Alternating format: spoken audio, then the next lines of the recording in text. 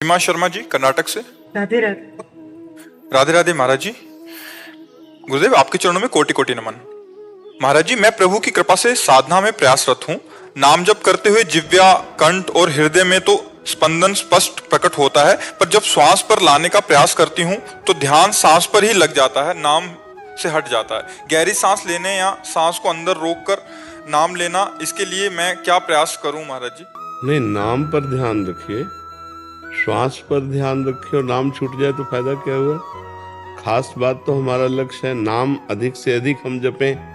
अगर हम श्वास पे ध्यान देते हैं तो ऐसे देते हैं, राधा राधा राधा राधा राधा राधा राधा राधा राधा राधा राधा राधा राधा राधा राधा। ऐसा श्वास पे ध्यान क्या कि नाम ही छूट जाए?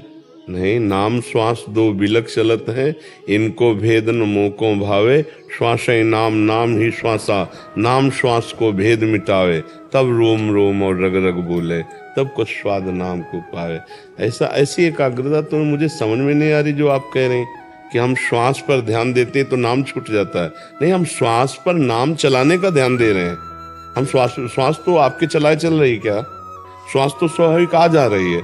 हम उसको थोड़ा लंबा खींच सकते हैं, उसे थोड़ा कम समय में जो श्वास हमारी निकल जाती है उसे हम थोड़ा लंबा समय लेते हैं। तो नाम के बल से ही तो लेते हैं कि हम 10 बार जहां नाम था वहां 12 बार नाम ले लिए, 15 बार। तो नाम छूट गया तो श्वास का मतलब क्या रहा?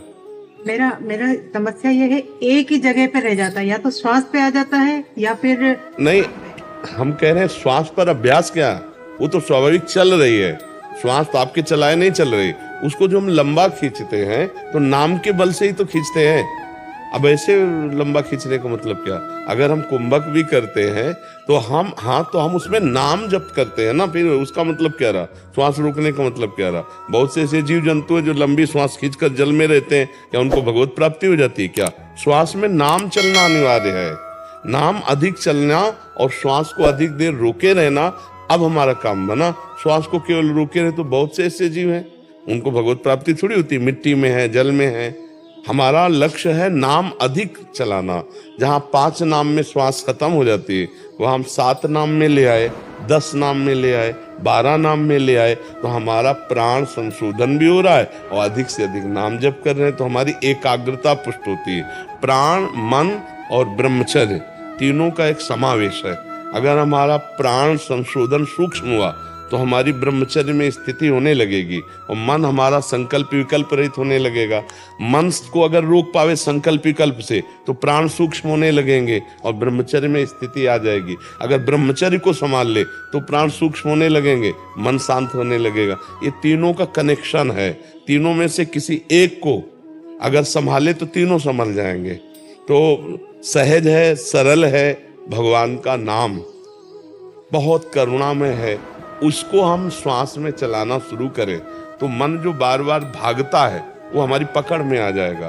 और मन को रोकने का तरीका है कि जहां मन भागे और आप जाने तो आप देखना फिर मन लौटालना नहीं पड़ता, वो तुरंत वहीं आ जाता है। तो जब जब भागे तो सावधान रहो, आप जान जाओ कि भागा तो ही वो आ जाएगा। अगर ऐसा नहीं समझ में आता तो जहां जहां मन जाए वहां से हटा हटा कर नाम में लगाओ और अधिक से अधिक नाम श्वास में, जैसे हम ऊपर खींच रहे हैं नाम हम बढ़ाते चले जा रहे हैं। नहीं तो बस इसी समय पे मेरा ध्यान सांस पे नहीं, ये कमजोरी है कि मैं जिह्वा पे, कंठ पे, सब पे स्पंदन महसूस करती हूँ उस चीज का, मैं जी कि हो रहा है मुझे, लेकिन जब श्वास के साथ में करने की कोशिश करती हूँ तो मैं जैसे ज्यादा देर रोक। अभ्यास की कमजोरी। अगर अभ्यास दृढ़ कर लिया जाए तो उस समय नाम जपना नहीं होता, उस समय नाम प्रकाशित होता है। क्योंकि प्राणवायु रुकी हुई है ना, और आप दर्शन कर रहे हैं, जैसे आप प्राणवायु रुकी हुई है और आप नाम का दर्शन कर रहे हैं। संख्या पर दृष्टि नहीं होती उस समय नाम के ध्यान की दृष्टि होती है।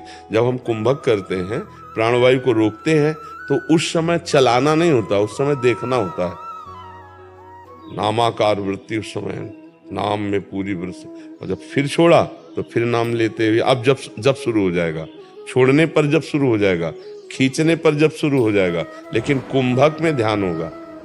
उस समय जप की प्रधानता नहीं होती, उस समय नाम के ध्यान की प्रधानता होती है। तो अभ्यास की कमी के कारण ऐसा हो सकता है। हम अभ्यास और दृढ़ करें तो परिपक्व हो जाएगा।